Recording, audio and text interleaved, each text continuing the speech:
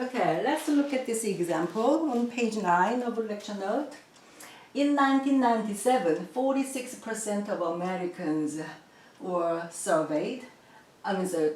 Those 46% of Americans said that they did not trust the media when it comes to the news is fully, accurately, and fairly reported.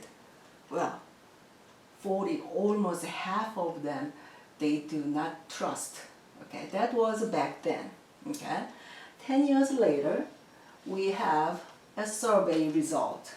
That is, we surveyed 1,010 people, and out of that, 525 people said that they did not trust the media, same way. Okay? So at significant level of significance is 0.05. At this level, alpha equals 0.05. The percentage of Americans that do not trust the media has increased since 1997. So let's look at that. 525 out of 1,010. What is that? What's the ratio? This is 0.52. Yes, we are going to use, this is our evidence. Okay? This is our evidence, that is sample proportion p hat. Okay. Again, how at the end all we are going to say is we are going to reject H naught, or we do not reject H naught. So we are going to specify what H naught is and what H1 is. Okay, and we are going to go through that we call it classical approach. Classical approach means what we learned so far: sampling distribution, random the normal distribution. These are all classical approach. Okay, so we are going to use those concepts, and then we are going to determine that.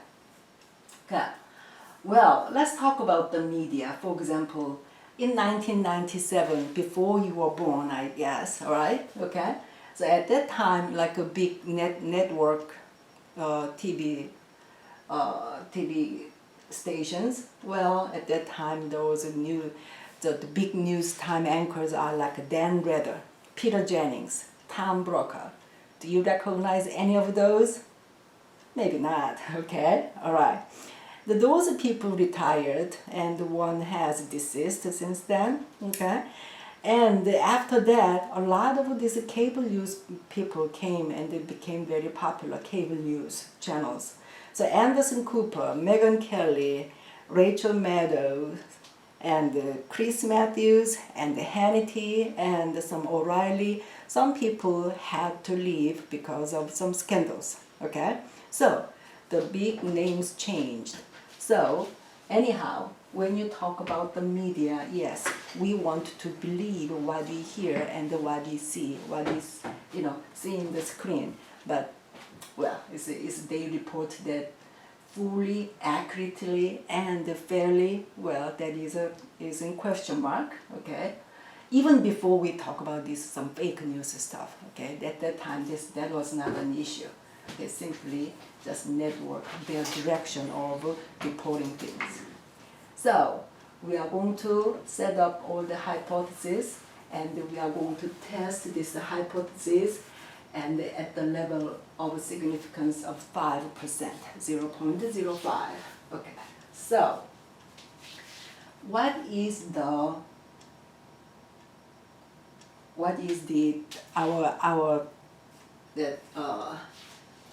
H naught? Okay, well, 1997, 46% of people did not trust this. Okay, so therefore H naught, our old data says that P is 0.46. Okay, and H1, since then this population, the percentage increased. So the question is, P is greater than 0.46. That is our alternative hypothesis. So P is greater than that. So it indicates that, again, we are going to use right-tailed test. what else do we need? Yes. In 2007, n is this, x equals 525, therefore p hat is this, so we need that. Okay, so I'm going to summarize over here. The level of significance is 0.05, n equals 1010, and x equals 525, therefore our p hat is 0.52. Okay, this is what we need. And then again, even before we start the test, we are going to use a normal distribution so that we, okay, so we have the very first thing we have to establish over here is that, hey, it is okay to use a normal distribution. So what do you have to do? We go through first that this is a simple random sample. Yes, simple random sample. We just take it for granted, okay? Well, number two is that the n times p times 1 minus p is greater than or equal to 10. It shows that this one is a transition from binomial probability to normal distribution. Okay, so once we establish this, that means all these sampling of those sample proportions are normally distributed. So what is n? 1010. P is 0.46. 1 minus p is 0.54. Once you multiply all that, that is 250.9. Yes, of course, that is absolutely greater than or equal to 10. Okay, so don't forget that. It shows a normal distribution. And the third case is that was it independent? Okay, with each, okay, those selected 1,010 people, we ask the same question again and again. Okay, so that is, we have to show that each one's opinion did not influence the other person's opinion. So we are going to establish the independence. That is that this sample of 1,010 people is less than 5% of this. Well, these are what? Americans. Well, 5%, we have millions of Americans. Yeah, we have to talk about some adult over here, but definitely this is less than 5%. Okay, so these are okay. They are all met. That means we can apply all kinds of normal distribution and compute the z-score. Those things make sense for us. So what do? We are going to make normal distribution over here. Okay, we are going to make a normal distribution. So what do we have? This is going to be standard normal distribution. So this is 0, and the mu is 0, and the sigma is 1. Alright, so you know to use area, okay? So we just standardize, so that's why we need to compute the z-score. So let's compute this z-score of our evidence p hat. Okay, so that is z is 0.52, okay, minus mu, that is 0.46, right? Okay, x minus mu over sigma, that is our model for this z-score. So we are going to go use what is mu. We are going to accept, yes, this is true. So we are going to use 0.46. and then divide by sigma. What is sigma over here? So that is square root of p times 1 minus p, so 0.46 times 0.54 divided by 1010, and then take a square root of that. Okay? So once you go through, that one is going to be 3.83. What does it tell you? Okay, what does it tell you?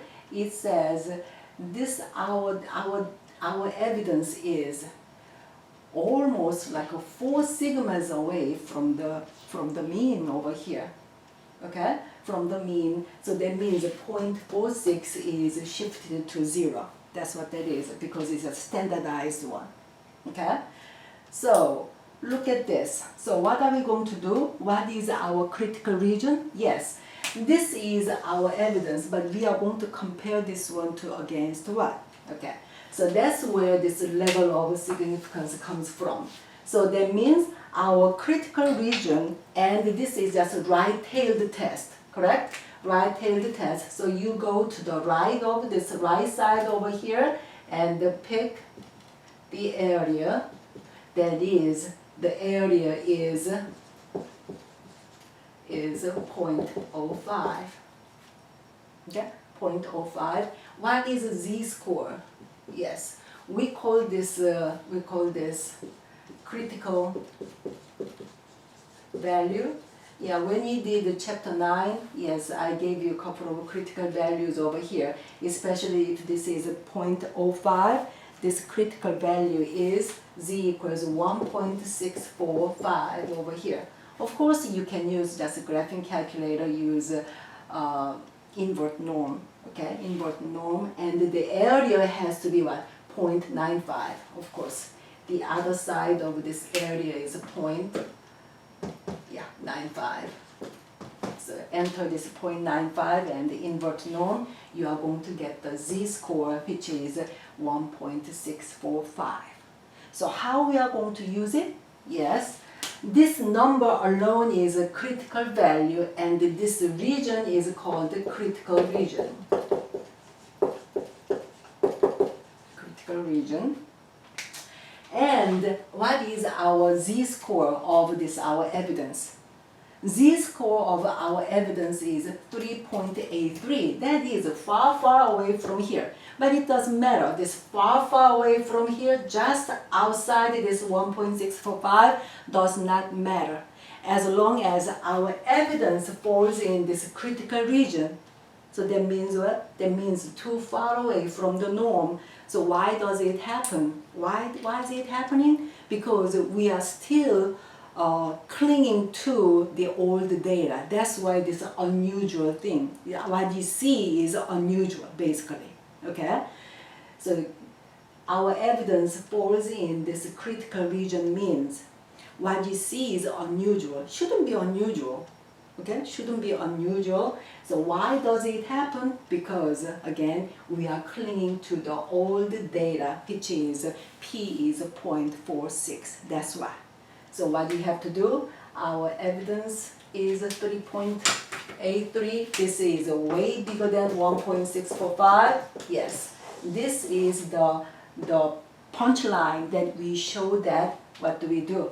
We do reject. So our conclusion is we reject H naught. That's it. Okay, we reject H naught. You can say that we reject H naught, that is P equals 0.46. But no other words. Okay, no other numbers or no other descriptions, no other verb over here. Okay. Simply we reject H naught. That's it. Okay.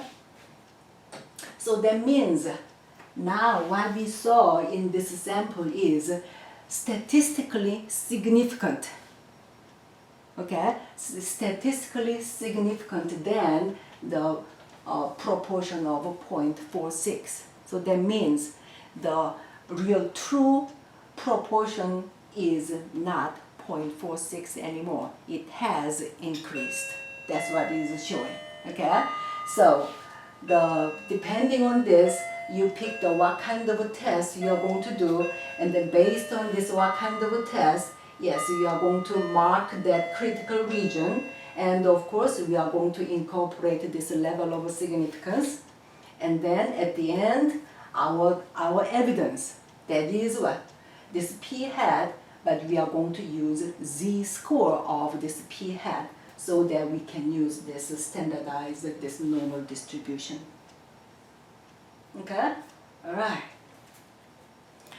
And another way of testing this so that we determine that H naught, we reject H naught or we do not reject H naught, is that you can use confidence intervals. Okay, do you remember the confidence intervals?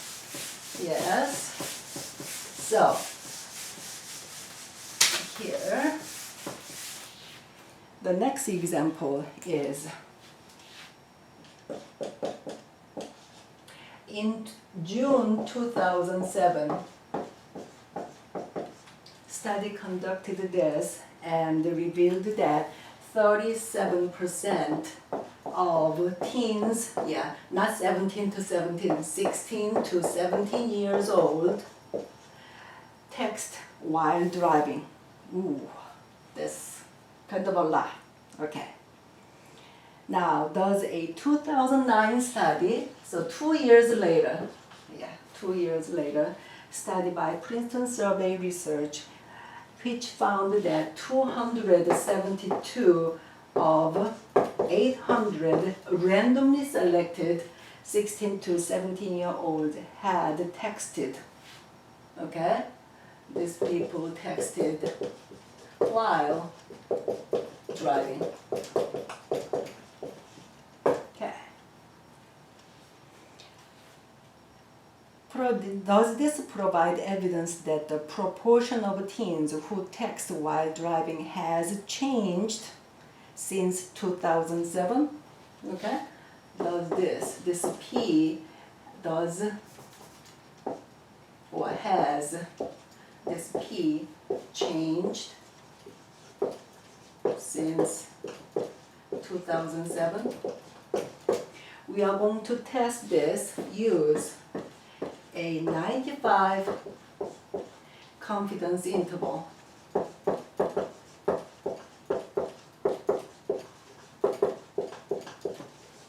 And you are going to say, wait a minute, well, why are you relating this confidence interval to this hypothesis test?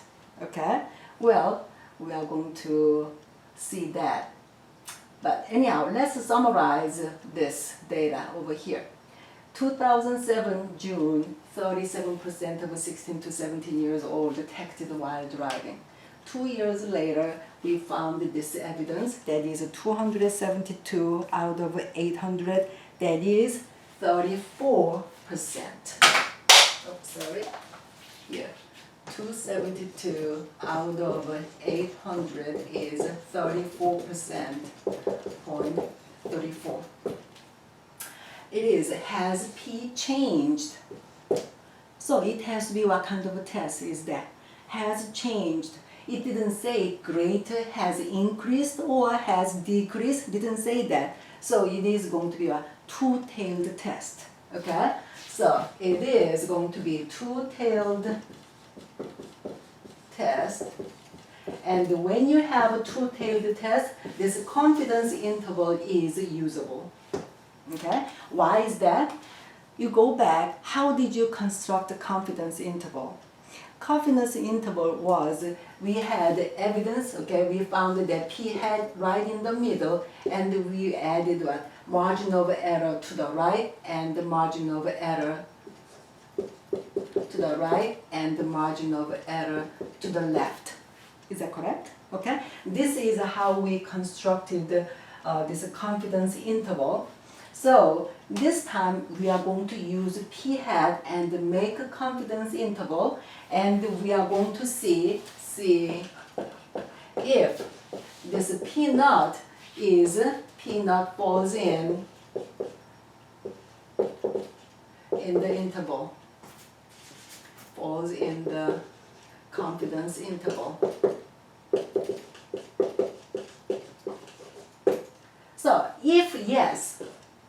yes, think about it. Well, this is, we allow margin of error over here. And the P naught falls in this interval. So that means, hey, basically they are the same thing. Statistically, they are not that different. They are not different. Okay, that's what that is. Okay, within the margin of error, that means if yes, that means we do not reject H naught. Okay? So of course, if no, if the P naught is outside this interval, confidence interval, and then that is beyond this error.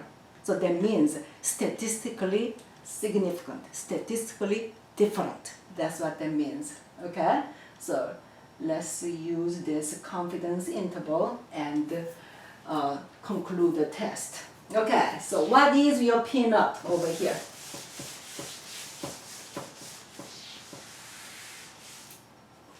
Alright, so what is a P naught? So H naught says P is proportion is 37%. So 0.37.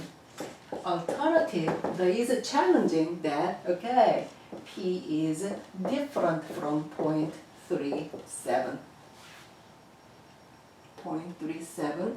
What is our evidence? Our evidence is that P hat is 272 over 800, that is 0.34. Slightly less, but is it that statistically we can say that this is different from 37%? Okay, statistically different. Well, we are going to use this confidence interval. Again, this is good for when you have a two-tailed test. So let's make the confidence interval. Use 95%. So what do we have to do? 95%. Well, we can do by hand, but let's use a calculator.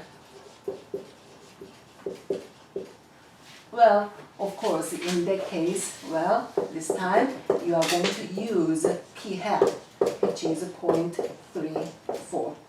Okay? So 0.34 and I'm sorry, yep, 0.34, and make an interval, the margin of error, yes, we calculate that. So Z sub alpha over 2. So alpha is 5%. Okay, 95% confidence level. That means alpha is 5%, and we use a two-tailed test. So we are going to use alpha over 2. That is 0.025.